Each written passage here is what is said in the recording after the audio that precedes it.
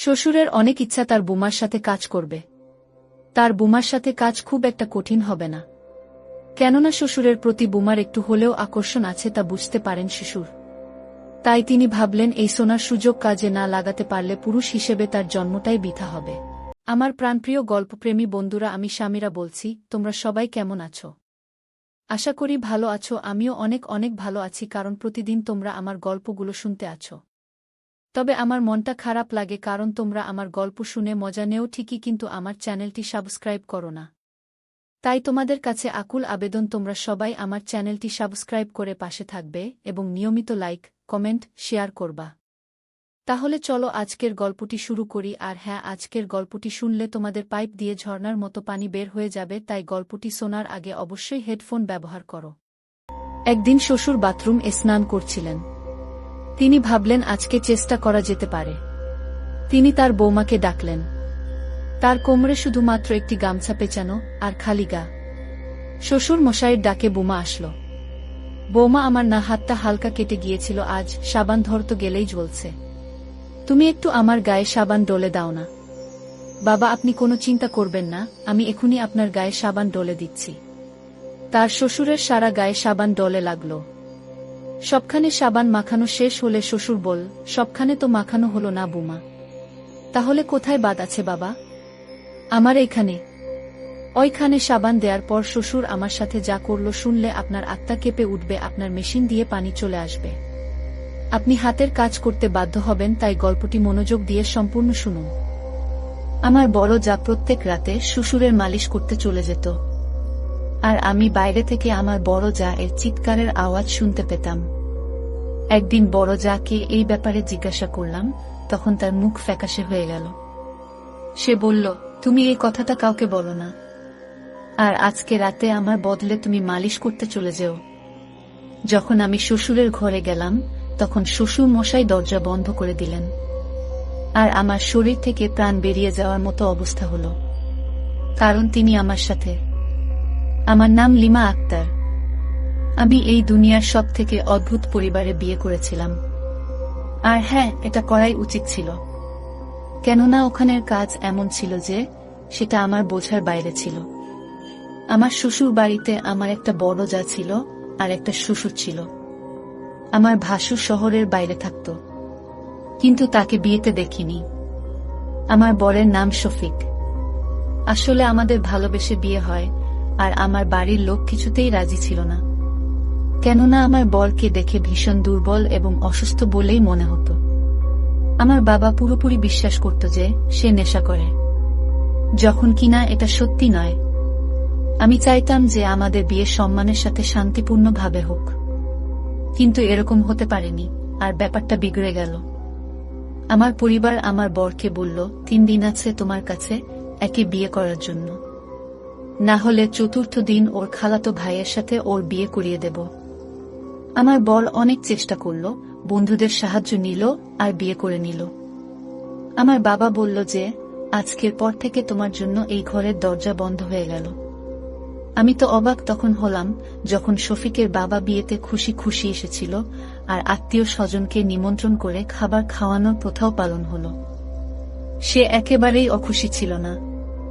বলা হয় যে ভালোবাসা কোনো পাপ নয়। আমার বিয়েতেই আমি আমার যা এর সাথে প্রথম দেখা করি।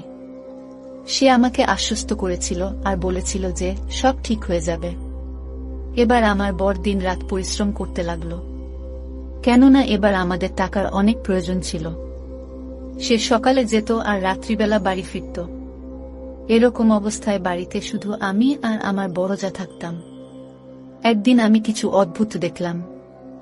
রাত হতেই আমার যা সমস্ত কাজ শেষ করে আমার শ্বশুরের ঘরে চলে যেত। তার হাতে তেলের একটা কিছু থাকত। আমি এই ঘটনা দেখে অবাক হতাম। সে ভেতরে গেল আর তারপর দরজা বন্ধ করে নিল। আমি অবাক হয়ে যেতাম যে এই সময় সে ভেতরে গিয়ে কি কাজ করে। আমি দাঁড়িয়ে রইলাম আর ভাবলাম সে হয়তো ভেতরে তেল দিতে গেছে আর দরজা ভুল করে বন্ধ হয়ে গেছে। কিন্তু ভেতরে তার কি কাজ থাকবে? আর তেল নিয়ে ভেতরে সে গেল কেন? সে এখনো ফেরত আসেনি। 15 থেকে 20 মিনিট হয়ে গিয়েছিল, তখনও আসেনি। কিছুক্ষণ পরে আমার বর চলে আসলো।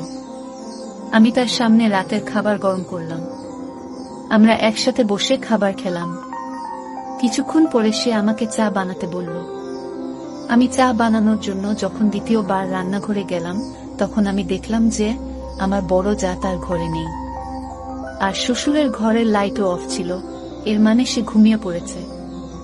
এরপর আমি চা বানিয়ে ফেরত চলে এলাম। বাসন রাখার জন্য যখন আবার এলাম, তখনও আমি দেখলাম এই একই ঘটনা চলছিল। যাই হোক, চৌকিদার হয়ে তো আর বসে থাকতে পারি না, আর কিছু করতেও পারবো না, তাই আমি আমার ঘরে চলে এলাম। সকালবেলা আমি আমার যাকে জিজ্ঞাসা করতে চাইলাম, কিন্তু আমার সাহস হলো না। পরের দিন আবার একই ঘটনা ঘটল। আবার রাত হতেই নিজের সমস্ত কাজ করার পর তাকে আমি তাড়াহুড়ো করতে দেখলাম। যখন তার মনে হলো যে বাড়ির সবাই শুয়ে পড়েছে, তখন তেল নিয়ে সে শ্বশুরের ঘরে চলে গেল। আমি অনেক রাত পর্যন্ত জেগেছিলাম, কেননা আমার বর দেরি করে বাড়ি ফিরে। দরজা বন্ধ হওয়ার ঘটনাটা আমাকে ভীষণভাবে চিন্তায় ফেলে দিয়েছিল। আমি আস্তে আস্তে হাঁটতে হাঁটতে ওই ঘরের কাছে আসলাম। আমি এগিয়ে গেলাম, কান প্রয়োজনের থেকে একটু বেশিই পেতেছিলাম। শুনলাম ছোটখাটো চিৎকারের আওয়াজ। আমি এদিক ওদিক দেখতে থাকলাম, কিন্তু তারপর আমি এমন আওয়াজ শুনলাম যেটা শুনে আমি অবাক হয়ে গেলাম। ঘরের ভেতর থেকে আমার যা এর চিৎকারের আওয়াজ আসছিল। আমি নিজের কানে হাত চাপা দিলাম। আমি ভীষণ বাজেভাবে অবাক হলাম যে এসব কি হচ্ছে। প্রথমে আমার মনে হয়েছিল যে এটা আমার মনের ভুল, কিন্তু আমি এরকম আওয়াজ আবার শুনলাম, আর এবার তো আমি পুরোপুরি বিশ্বাস করলাম যে যা কিছু হচ্ছিল তা একদম মেনে নেবার মতো নয়। দরজায় টোকা দিতে লাগলাম। তখন লাইট অন হয়ে গেল, আর আমি ভয় পেয়ে গেলাম। যেন মনে হলো কেউ বাইরে আসছে। আমি দৌড়ে আবার আমার ঘরে চলে এলাম। ভাবলাম নিজের বরকে এই কথাগুলো বলি, কিন্তু তাকে এগুলো কিছুই বললাম না। পরের দিন আমি আমার বড় যাকে এই ব্যাপারে কথা বলবো বলে ভাবলাম। সে আমার সামনে বসে সবজি কাটছিল, আর আমি বাসন ধুচ্ছিলাম। আমি বললাম, রাতে তুমি শ্বশুর মশাইয়ের ঘরে কি করতে গিয়েছিলে? তোমার হাতে তেল ছিল, আর তুমি দরজা বন্ধ করে দিয়েছিলে কেন? আমার বড় যা অবাক হয়ে গেল। সে আমার থেকে বোধ হয় এরকম কথা আশা করেনি। সে বলতে লাগলো তার পায়ে ব্যথা ছিল, তো আমি তার পায়ে তেল লাগানোর জন্য গিয়েছিলাম। আমি বললাম, দরজা বন্ধ করার কি দরকার ছিল? আর তুমি তো ভিতরে গিয়ে বসে পড়লে। আমি 2-3 বার তোমার ঘরের আশপাশ দিয়ে চক্কর কেটে আসলাম, তো তখন আমি দেখলাম যে তুমি তোমার ঘরে ছিলে না। আমার যা আমাকে মিথ্যে কথা বলে দিল, আমি ঘরে ছিলাম না, বাথরুমে ছিলাম, এজন্য তুমি দেখতে পাওনি। আমার শরীর একটু খারাপ ছিল। সে আমার সাথে চোখ না মিলিয়ে কথা বলছিল। সে আবার নিজের কাজে ব্যস্ত হয়ে গেল। আমি বললাম যে কি হলো তোমার শরীরের? তখন সে একটু অস্বস্তিকর ভাবে বলতে লাগলো, কেন তুমি একটা ছোট ঘটনাকে টেনে ধরে তার কিমা বানাচ্ছ? ছাড়ো এসব কথা। আজ ভীষণ গরম, আর তুমি যে কিনা এত প্রশ্ন করছো। সে কথাটাকে অন্যদিকে ঘুরিয়ে দিল, কিন্তু আমি যা আন্দাজ করছিলাম সেটাই করলাম। আমার একটা খুব কাছের বন্ধু ছিল। যখন আমি তাকে এইসব বললাম, তখন সে কথাটা শুনে সেই আগুনে আরো হাওয়া দিল, আর নিজের কানে হাত চাপা দিয়ে বলল যে তুমি পাগল হয়ে যাওনি তো? স্বাভাবিক ব্যাপার যে সেখানে কি হচ্ছে সেটা তোমার জানা দরকার। আমার যা ও অদ্ভুত মানুষ ছিল, চুপচাপ থাকতো সে। একদিকে সে খোলামেলা পোশাক পরত, আর এসে বলতো আমার গরম লাগছে, আর অন্যদিকে এত মোটা আর লম্বা কাপড় চোপড় পরত, আর তখন তার গরম লাগতো না। আমি জানতাম কোনো না কোনো গন্ডগোল তো আছেই। একদিন আমাদের ঘরে এক আত্মীয় আসে, তার সাথে আমিও কথা বললাম। তখন সে বলল, তোমার বর বিয়ের আগে বাইরের দেশে যেতে চাইতো, তার বাবা তাকে যেতে দেয়নি। আমি বললাম, আমার বর বাইরে না গেলেই ভালো, আমি তাকে ভীষণ ভালোবাসি। উনি বললেন যে হ্যাঁ, তোমার বড় জায়ের বর তো বাইরেই আছে, বেচারি কত উদাস থাকে।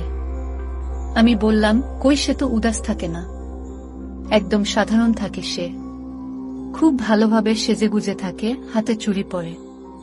তখন সে বলতে লাগলো, এমনটা নয়, আমরা তো তাকে বড়ই উদাস দেখি। এমনিতে সে অনেক সুন্দরী। আমি বললাম, হ্যাঁ, এটা তো সত্যি। এরকম অবস্থায় যদি বর কাছে না হয় তাহলে মানুষ সেজেগুজে কাকে দেখায়? তার হয়তো মন চায়, সেজন্যই সে তৈরি হয়। আর এটা তো ভালো কথা। মানুষের নিজের জন্য সাজা উচিত, শুধুমাত্র বরের জন্য তার বউ কেন সাজবে? সে নিজের জন্য সাজতে পারে, যাতে সে নিজেকে খুব সুন্দরী দেখাতে পারে। আর নিজেকে সুন্দরী দেখে সে খুশি হবে। আমার বড় যাকে দেখে একদমই মনে হয় না যে তার বর বাইরে থাকে। না ওই ঘরে আমার ভাসুরকে নিয়ে কথা হয়, আর না তার কেউ নাম নেয়, আর না আমি তার কোনো ছবি দেখেছি। আমার বড় যাকেও আমি কখনো ফোনে কথা বলতেও দেখিনি। যদি বর বাইরে থাকে তাহলে ফোনটা তো অন্ততপক্ষে করে। এমনকি আমার শ্বশুর এটাও বলে না যে আমার ছেলে বাইরে থাকে। একবার আমরা সবাই খাবার খাচ্ছিলাম, তখন আমার শ্বশুর বলল, আল্লাহ একটাই ছেলে দিয়েছে, আর এ সমস্ত কিছুই তারই। তার সাথে সাথেই সে কাশি শুরু করে দিল।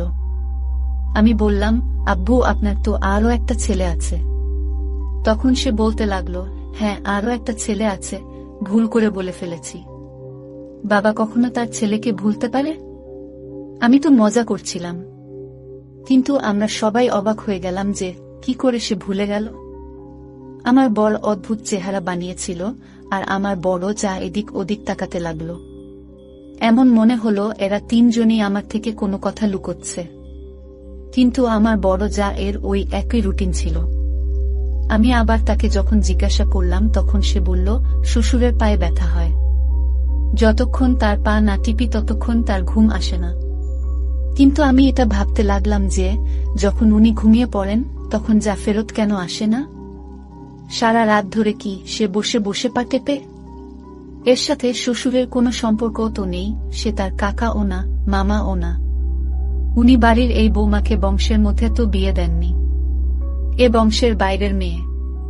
তাহলে কত অদ্ভুত ব্যাপার যে শ্বশুরের ঘরে চলে যায় আর সে তার পায়ে মালিশ করে, ম্যাসাজ করে, আর ওখানেই ঘুমিয়ে পড়ে। ওখানে এর কি বা কাজ? আর সেই আওয়াজ, সেটা ভাবলে তো আমার মাথা এমনি ঘুরে যায়। যেটা আমি ভাবতেও চাই না, আর সেটাই এই ঘরে হয়ে চলেছে। একদিন তো কিছু এমন হলো যে আমি হতবাক হয়ে গেলাম। আমি আমার যাকে কাপড় বদলাতে দেখে নিয়েছিলাম। সে আমাকে দেখে খুব বাজেভাবে চমকে গেল, কিন্তু তার থেকে বেশি তো আমি চমকে গেলাম। আমি বললাম যে তুমি তো মা হতে চলেছ, আর আমাকে বলনি? তার মুখের কথা তার সঙ্গ দেয়নি তখন। সে তো প্রথমে ভীষণ ঘাবড়ে গেল, তারপর নিজেকে একটু সামলে নিল আর বলল, আমাদের বংশে এইসব বলা হয় না। যতক্ষণ না 7 মাস হয় ততক্ষণ কাউকেই বলা যায় না। বলা হয় যে সবার নাকি নজর লেগে যায়, আর সেটা ভালো হয় না। এজন্য আমি কাউকে বলিনি। আমি বললাম, এটা তো আমার বর ও আমাকে বলেনি, কখনো শ্বশুর মশাই ও এই কথা বলেনি। তারাও কি জানে না?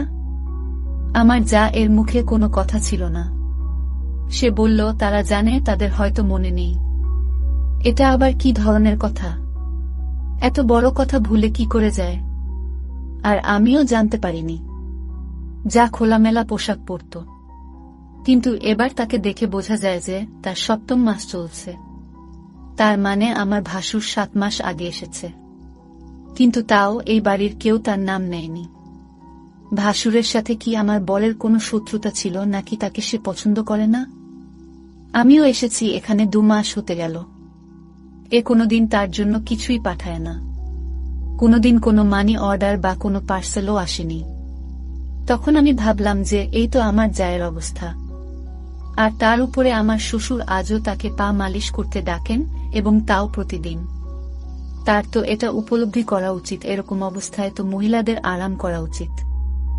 একদিন আমরা সবাই খাবার খাচ্ছিলাম, তখন আমি আমার জাকিয়ে বললাম, আমি তোমার জন্য চাটনি বানিয়েছি। এরকম অবস্থায় তো তোমার চাটনি খেতে ইচ্ছা করে। এটা শুনে আমার জায়ের গলায় যে খাবার ছিল সেটা অল্প আটকে গেল, আর শ্বশুরও অবাক হয়ে তাকে দেখতে থাকল। সে সবার সামনে বলতে লাগলো, তোমার কি হয়েছে? তোমায় কে বলেছে যে আমি প্রেগন্যান্ট? যখন কিনা আমার বর আমার সাথে দেখাই করতে আসেনি। আমার পায়ের তলা থেকে মাটি সরে গেল যে কিভাবে আমার যা মুখ ভরে মিথ্যা কথা বলছিল, যখন কিনা আমি খুব ভালোভাবে জানি যে সে গর্ভবতী। আর যদি তার বর না আসে তাহলে এই বাচ্চাটা আসলেই বা কার? আমার শ্বশুরও বলল সে তোমার সাথে মজা করছিল, আর তুমি সত্যি ভেবে নিলে। বৌমা, এখন কোনো খুশির খবর নেই আমাদের বাড়িতে। এখন তো আমাদের মুখের দিকেই তাকিয়ে তাড়াতাড়ি কোনো খুশির খবর দিয়ে দাও, তাহলে এই বাড়িতেও খুশির চমক লেগে যাবে। আমার শ্বশুর হঠাৎ করেই আমার যাকে বলল, তোমার মায়ের ঘরে তোমাকে ছেড়ে আসার কথা ছিল না? এসো, আমি তোমাকে ছেড়ে আসি। আমি তো ভুলেই গেছি, তুমিও মনে করাওনি। এখন এর বর বাড়িতে নেই, যার জন্য এই দায়িত্বটা আমাকেই পুরো করতে হচ্ছে।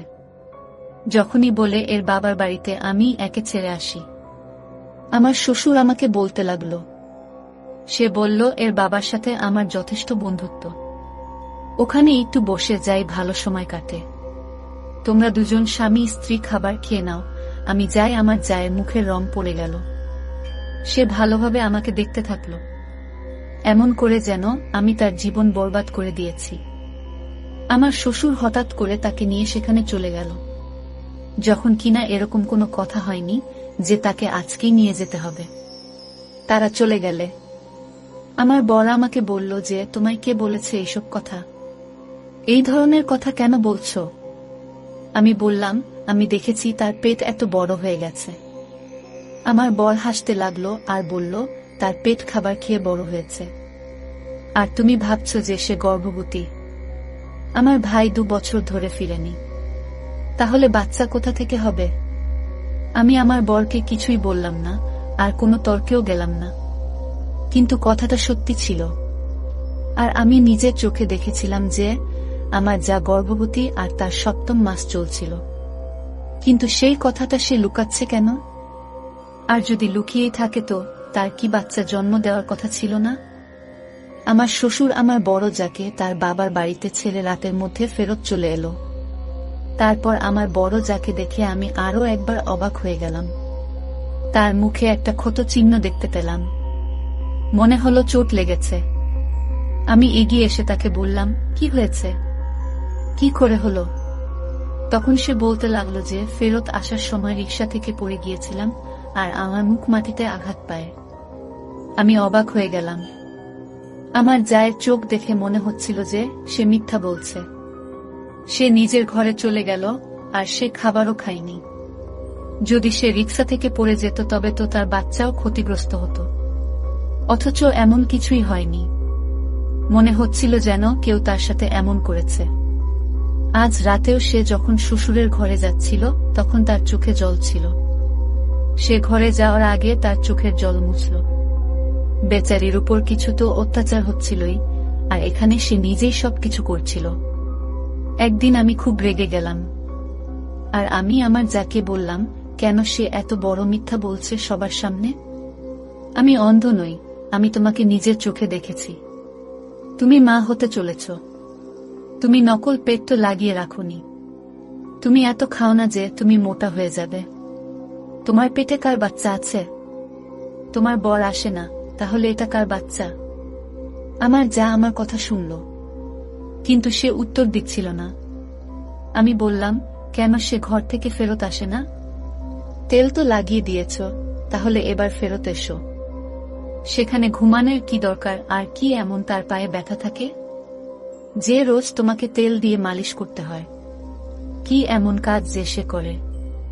যদি তোমরা দুজনে মিলে কোনো চক্কর চালিয়ে থাকো, আর সেটা যদি আমি জানতে পারি, তাহলে আমি সমস্ত জায়গায় তোমাদের দুজনকেই বদনাম করে দেব। আমি তোমাদের ছাড়ব না। আমি জানি যে একটা মহিলা একটা পুরুষ ছাড়া থাকতে পারে না। তোমার বর 2 বছর হয়ে গেছে, বাইরের দেশে গেছে, কিন্তু তার মানে এই নয় যে তুমি তার সম্মানের বরখেলাপ করবে। আর ওই বাচ্চাটার কি দোষ? এই দুনিয়ায় আসবে যখন তো কাকে নিজের বাপ বলবে সে? তুমি কি তাকে এই দুনিয়ায় আনতে চাও না? কতদিন লুকাবে? কেন নিজের জীবন বরবাদ করছো? আমার যা এবার রেগে গেল। সে বলল, ঠিক আছে, যদি তোমার এটাই মনে হয় যে আমি আমার শ্বশুরের ঘরে যাই, আর আমার বাচ্চাও আমার বরের নয়, তাহলে আজ তুমি আমার জায়গায় শ্বশুরের ঘরে যাও, তাকে তেল মালিশ করে দিয়ে আসো, তখনই দেখে নিও সেখানে কি হয়। আমি বললাম ঠিক আছে, আমি চলে যাব আর দেখব যে ওখানে কি হয়। সে বলল, শ্বশুর আগে থেকেই ঘরের লাইট অফ করে রাখে, তোমাকে সে শুধু এটুকুই বলবে তেল লাগিয়ে দাও, তুমি ধীরে সুস্থে লাগিয়ে দিও, তাতে কোনো সমস্যা নেই। আমি বললাম ঠিক আছে, আমি যাব আর গিয়ে দেখতে চাই ভিতরে কি হয়। আমি জানতাম মহিলাদের ভুল থাকে না, মহিলা জিতেও হেরে যেতে জানে, কিন্তু তাও এখানে আমার জায়ের ভুল আমি দেখতে পেলাম। যদি কিছু ভুল হয়েও থাকে তাহলে সে কাউকে বলে না কেন?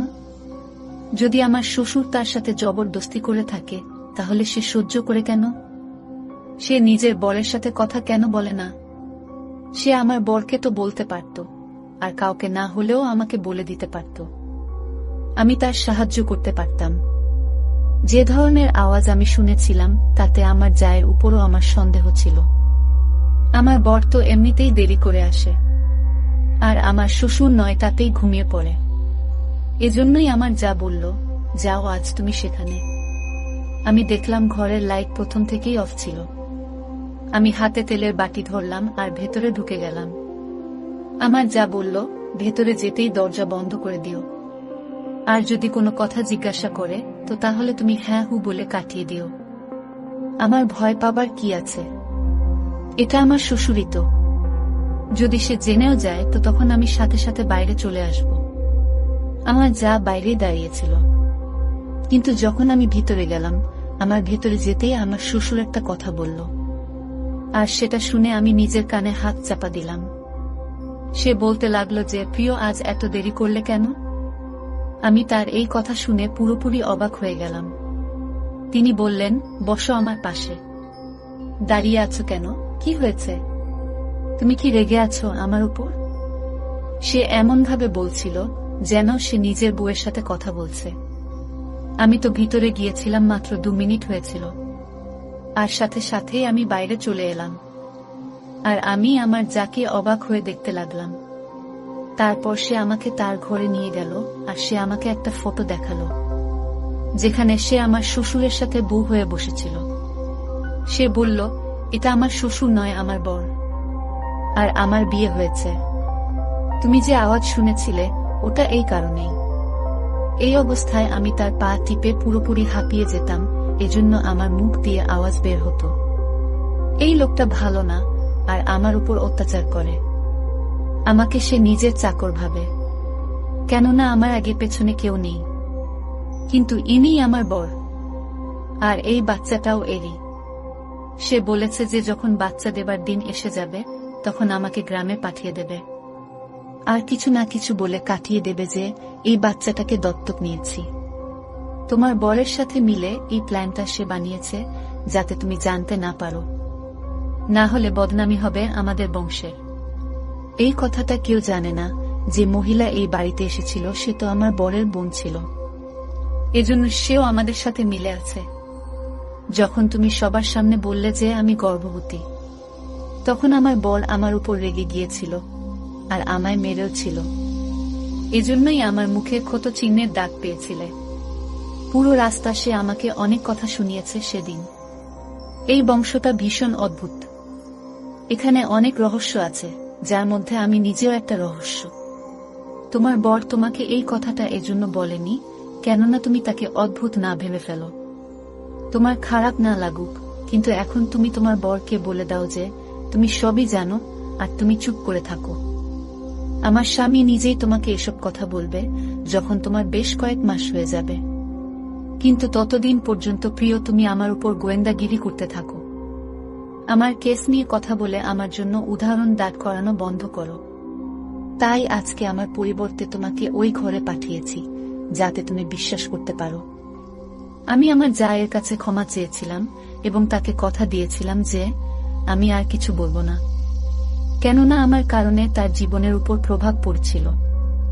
এরপর আমি আমার স্বামীকে বিষয়টি জানাই। সেও বিব্রত হয়ে পড়ল। সে বলল, তুমি তো আগেই সব ছেড়ে এখানে এসেছ। আমি চাইনি তুমি ভাবো যে তুমি কি রকম পরিবারে এসে পড়েছ। আমার বাবা এই মেয়েটাকে ভালোবেসে বিয়ে করেছে। হ্যাঁ, তাই সে আমাদের ভালোবাসার বিরুদ্ধে ছিল না। তাই তাকে তার মতো করে ছেড়ে দাও এবং আমার সাথে নিজের জীবন কাটাও।